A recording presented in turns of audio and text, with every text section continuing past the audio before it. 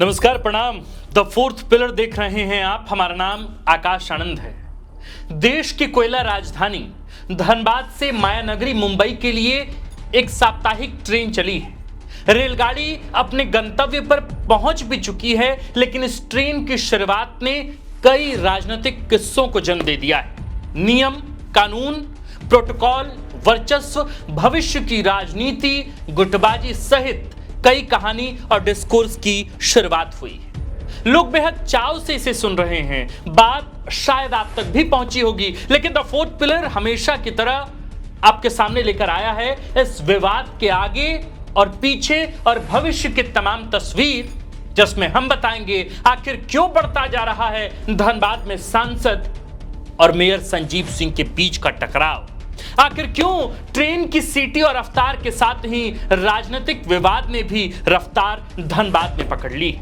यह कहानी उस शहर की है जहां कोयले की आग के साथ साथ सत्ता की आग भी लगातार जलती रहती है। जहां एक तरफ दशकों पुराना सिंह मेंशन है, जिसने झरिया से लेकर पूरे इलाके की राजनीति पर अपनी छाप छोड़ी है, और दूसरी तरफ ढुल्लू महतो हैं जो जमीन से उठकर उसी वर्चस्व को चुनौती दे रहे हैं। धनबाद में जातीय समीकरण, कोयले की अर्थव्यवस्था और दिल्ली की राजनीति सब मिलकर यह तय करते हैं कि असली ताकत किसके पास है, और जहां हर छोटी घटना असल में किसी बड़े संघर्ष का संकेत होती है। और अब जब भविष्य की राजनीति 2029 की तरफ देख रही है, उसी समय एक छोटी सी घटना ने पूरे इस पावर गेम को, इस संतुलन को हिलाकर रख दिया है। धनबाद से मुंबई के लिए नई साप्ताहिक एक्सप्रेस ट्रेन का उद्घाटन होना था। सामान्य तौर पर यह एक रूटीन सरकारी कार्यक्रम होता, लेकिन धनबाद में कुछ भी सिर्फ रूटीन नहीं होता। रेलवे ने पूरी तैयारी की, निमंत्रण भेजे गए, और उस निमंत्रण में एक नाम था मेयर संजीव सिंह का। डीआरएम के लेटर पैड पर बकायदा उन्हें बुलाया गया। स्टेशन पर बैनर लगे जिसमें संजीव सिंह और उनकी पत्नी झरिया विधायक रागिनी सिंह का नाम साफ साफ दर्ज था। यानी मंच तैयार था, किरदार तय थे और स्क्रिप्ट लिखी जा चुकी थी। लेकिन धनबाद की राजनीति में स्क्रिप्ट आखिरी वक्त तक फाइनल नहीं होती। सो कार्यक्रम शुरू होने से महज 1.5 घंटे पहले अचानक एक नया पत्र आता है। कहा गया कि मेयर को दिया गया निमंत्रण रेलवे बोर्ड के प्रोटोकॉल के अनुरूप नहीं है, इसलिए वे कार्यक्रम में शामिल ना हो। इसके साथ ही स्टेशन पर लगे बैनर को तेजी से बदला गया और उसमें से मेयर संजीव सिंह और विधायक रागिनी सिंह का नाम हटा दिया गया। यह सिर्फ नाम हटाना नहीं था, यह एक साफ संकेत था। सत्ता के मंच पर किसे जगह मिलेगी और किसे नहीं, बस यही सिंबॉलिकली कहा गया था। रेलवे की तरफ से कहा गया कि सिर्फ स्थानीय सांसद और स्थानीय विधायक को ही कार्यक्रम में बुलाया जाएगा। रेलवे की तरफ से अचानक आए आदेश के अनुसार मेयर संजीव सिंह नहीं पहुंचे, झरिया विधायक रागिनी सिंह भी इस कार्यक्रम में नहीं आई। और फिर एंट्री होती है धनबाद के वर्तमान बीजेपी सांसद ढुल्लू महतो की। वे सीधे इंजन पर चढ़ते हैं और हरी झंडी दिखाते हैं और ट्रेन को रवाना करते हैं। सब कुछ मिनटों में खत्म हो जाता है। सांसद के समर्थन में जयकारे लगते हैं। इसकी गूंज धनबाद स्टेशन से 6 किलोमीटर दूर सिंह मेंशन तक पहुंचती है। निमंत्रण रद्द होने के बाद संजीव सिंह का जवाब इस कहानी को और तीखा बना देता है। हालांकि उन्होंने बिना नाम लिए कहा कि एक खास व्यक्ति का ब्लड प्रेशर कंट्रोल करने के लिए उन्हें, यानी कि मेयर संजीव सिंह को और विधायक रागिनी सिंह को इस कार्यक्रम में आने से रोका गया। फिर उन्होंने सलाह दी कि जिनका बीपी बढ़ा हुआ है वे बाघमारा, धनबाद या दिल्ली एम्स में इलाज करा लें। संजीव सिंह मेयर चुनाव से ही बीपी बढ़ने की बात कहकर ढुल्लू महतो पर बिना नाम लिए निशाना साधते ही रहे। मामला बढ़ता है तो रेलवे अधिकारी खुद डैमेज कंट्रोल के लिए मेयर के, यानी कि संजीव सिंह के घर पहुंचते हैं और इसे प्रशासनिक चूक बताते हैं। लेकिन धनबाद की राजनीति को समझने वाले जानते हैं कि यहां इतनी बड़ी घटनाएं सिर्फ चूक से नहीं होती। यहां हर कदम के पीछे एक सटीक गणित होता है, और यही गणित इस पूरे विवाद की असली कहानी। तो आइए उस गणित या समीकरण को थोड़ा डिकोड करने की कोशिश करते हैं, जैसे आज धनबाद का हर एक व्यक्ति जानना चाहता है, वो भी बहुत गहराई से।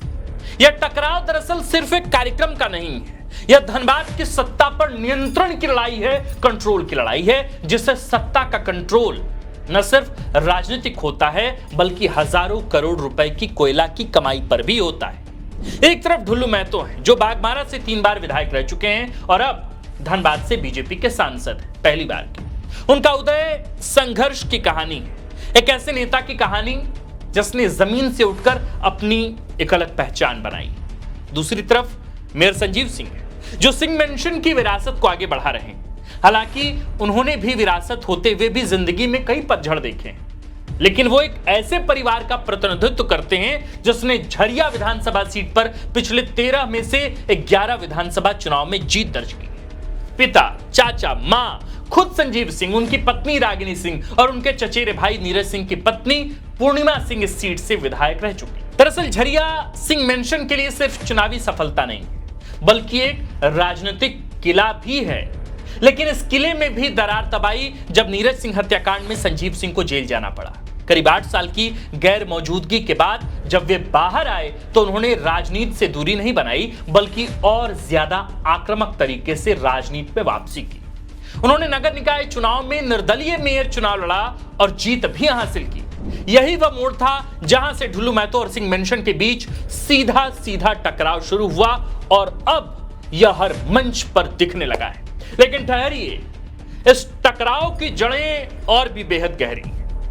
यह कहानी उस दौर तक जाती जब बोकारो के दिग्गज नेता समरेश सिंह सक्रिय थे राजनीति में। उन्होंने 2000 के दशक में टाइगर फोर्स बनाई थी और ढुल्लू महतो उसी राजनीतिक धारा से सबसे पहले जुड़े थे।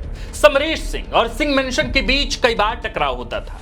उस समय भी यह लड़ाई वर्चस्व की थी और आज भी वही लड़ाई जारी है, सिर्फ चेहरे बदल गए हैं, मोहरे बदल गए हैं। उस दौर में संजीव सिंह के चाचा बच्चा सिंह और दिग्गज नेता समरेश सिंह दोनों ही बाबूलाल मरांडी की सरकार में मंत्री थे, लेकिन दोनों एक दूसरे को अक्सर चुनौती देते रहते थे। विवाद कई बार सड़क से सदन तक देखने को मिला था। ढुल्लू महतो समरेश सिंह को अपना राजनीतिक गुरु मानते हैं।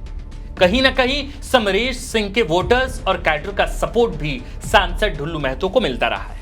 सिंह मेंशन के लिए यह गुट हमेशा से राजनीति और कोयले के वर्चस्व के लिए चुनौती बना रहा है। इस कारण यह रेलवे वाली नई कहानी तो बिल्कुल नहीं दिख रही है, लेकिन यह झगड़ा दरअसल वर्षों पुराना है। धनबाद की राजनीति को अगर आप गणित की तरह समझें तो इसमें कई परतें हैं गुरु।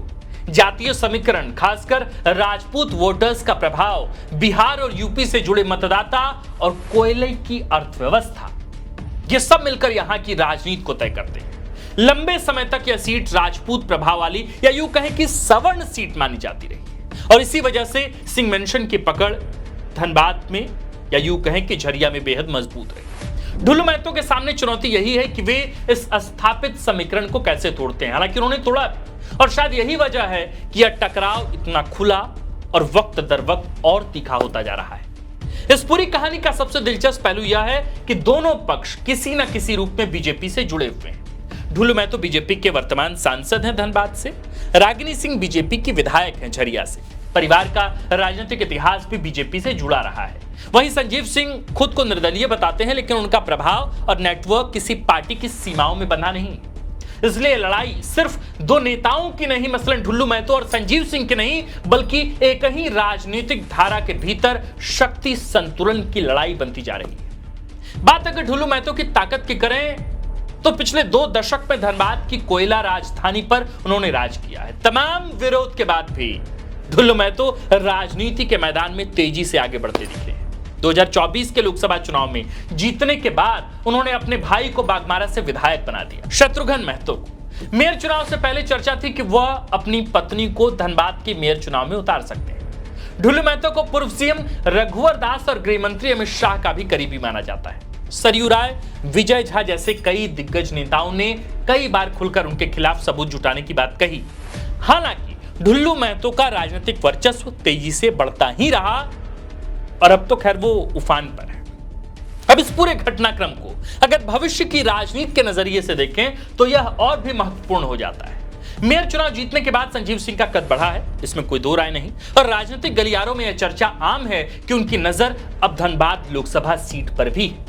मेयर चुनाव में संजीव सिंह ने धनबाद के शहरी वोट बैंक पर अपनी पकड़ को साबित किया है। ये वोटर्स बीजेपी के कोर वोटर्स माने जाते हैं। ऐसे में अपनी विरासत और ताकत के दम पर संजीव सिंह धनबाद की राजनीति में कुछ बड़ा करना चाहते हैं। अगर आने वाले समय में संजीव सिंह लोकसभा सीट पर दावा करते हैं तो यह टकराव सीधा चुनावी मुकाबले में तब्दील हो जाएगा। और यही वजह है कि एक रेलवे कार्यक्रम में लिया गया छोटा सा फैसला इतना बड़ा राजनीतिक मुद्दा बन गया है, क्योंकि यह सिर्फ और सिर्फ एक निमंत्रण रद्द करने का मामला नहीं, यह आने वाले समय की लड़ाई का ट्रेलर है। साथ ही राजनीति में परसेप्शन की लड़ाई सबसे अहम मानी जाती है और कोयले की राजनीति में भी यह बेहद अहम है। इस कारण भी दोनों पक्ष परसेप्शन की लड़ाई में एक दूसरे को पछाड़ने में लगे। धनबाद में उस रात ट्रेन जरूर रवाना हुई, लेकिन उसके साथ ही एक नई राजनीतिक यात्रा भी शुरू हो गई। यह यात्रा सत्ता, वर्चस्व और भविष्य की लड़ाई की है। यह कहानी अभी शुरू हुई है और इसके अगले अध्याय में और भी टकराव, और भी बयान और शायद और भी कई बड़े फैसले देखने को मिलेंगे। इस लड़ाई के कई किरदार, कुछ पर्दे के सामने और कुछ पर्दे के पीछे। एक एक कर हम हर एक कहानी को डिकोड करेंगे, हर एक बात आप तक लेकर आएंगे, क्योंकि धनबाद में राजनीति कभी ठंडी नहीं पड़ती। यहां आग हमेशा जलती रहती है, जमीन के अंदर भी, जमीन के बाहर भी, बस कभी कभी वह दिखाई नहीं देती। बहरहाल, आप इस पूरे मसले पर क्या सोचते हैं? क्या वाकई ढुल्लू महतो के दबाव में ही रेलवे ने फैसला किया कि उस कार्यक्रम में मेयर संजीव सिंह और विधायक रागिनी सिंह की मौजूदगी नहीं होगी? दरअसल ये चूक किसकी थी? क्या वाकई ढुल्लू महतो के दबाव में यह फैसला हुआ, या फिर ये गलती प्रशासनिक गलती थी, रेलवे के द्वारा की गई गलती थी? क्या इस पूरे विवाद से धनबाद की सियासत में कुछ बड़ा उलटफेर हो सकता है? उलटफेर मसलन की क्या अब एक ही बैटल ग्राउंड पर एक तरफ मेयर संजीव सिंह होंगे और दूसरे तरफ सांसद ढुल्लू महतो? बहरहाल, आप इस पूरे मसले पर क्या सोचते हैं, हमें कमेंट कर जरूर बताइए। आप देख रहे थे द फोर्थ पिलर। हमारा नाम आकाश आनंद है। आपने द फोर्थ पिलर को पहली दफा देखा है या अब तक आपने सब्सक्राइब नहीं किया चैनल को, तो आप तुरंत सब्सक्राइब कीजिए। आप फेसबुक पर वीडियो देख रहे हैं तो आप हमें वहां फॉलो कर सकते हैं। बाकी इंस्टाग्राम पर भी आप हमें वहां फॉलो कर हमारे पेज के तमाम अपडेट्स आप ले सकते हैं वक्त दर वक्त। बाकी आप देखते रहिए द फोर्थ पिलर, प्रेम लुटाते रहिए और इसे अपने प्रियजनों तक, इसे अपने दोस्त रिश्तेदारों तक साझा जरूर कीजिए। शुक्रिया।